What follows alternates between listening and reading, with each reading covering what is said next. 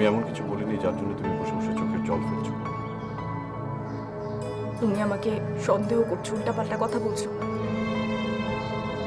আর বলছো চোখের জল ফেলার কোনো মানে হয় না। হ্যাঁ, তুমি বাসায় যাবার কথা বলে কোথায় গিয়েছিলে? কোথায়?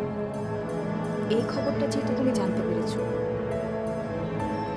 আমি কোথায় গিয়েছিলাম সেটাও তুমি জানো। তুমি বেশি বাড়াবাড়ি করছো।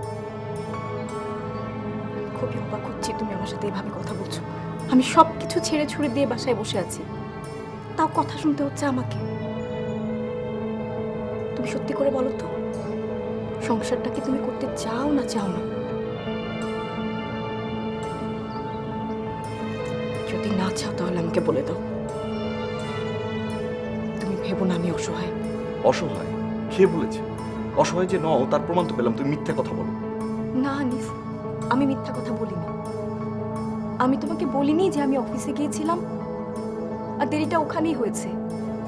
যখন দেখলাম দেরি হয়ে গেছে তখন ভাবলাম তুমি হয়তো ততক্ষণে বাসায় চলে এসছো, সেই জন্য আমি আর মায়ের বাসায় যাইনি।